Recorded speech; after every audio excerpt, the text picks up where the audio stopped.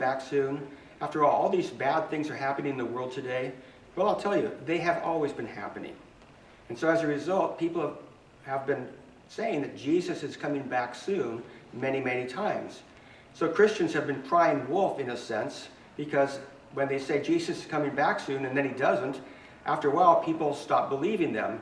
And then it is fulfilled, something that is written in 2 Peter chapter 3 that says, "Where is the promise of his coming? For ever since the fathers have fallen asleep, everything continues just as it was from the beginning of creation." We certainly don't want people to be deceived or to be fooled. But Jesus himself gave us two signs that we can look for that are definitive. The first of them is found in Luke chapter 21, where Jesus was talking about his second coming. And he says in verse 24, "And they, the Jews, will fall by the edge of the sword and will be led captive into all the nations.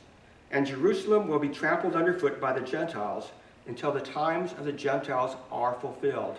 This scripture began its fulfillment in 70 AD when the Romans came and destroyed the city and exiled the Jews.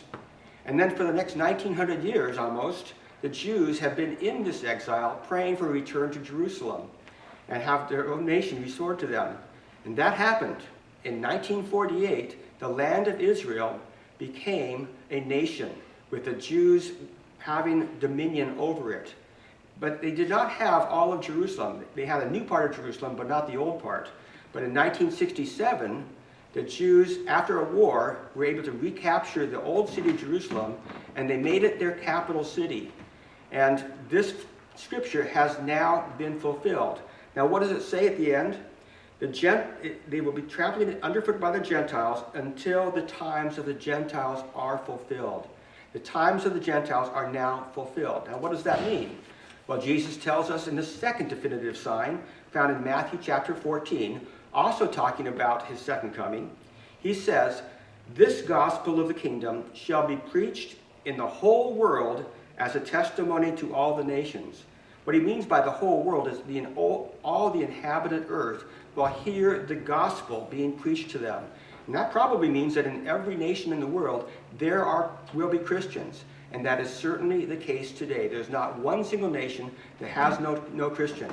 Every nation in the world has been evangelized. There's only some minor tribes and smaller groups of people that haven't been, but we know who they are and where they are.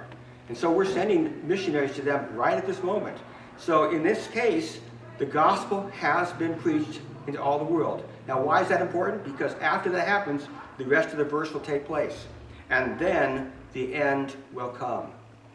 That means since the gospel has been preached into all the nations, and the Jews are back in their land with Israel as their capital city, that means that Jesus can now come back. These two signs have been fulfilled.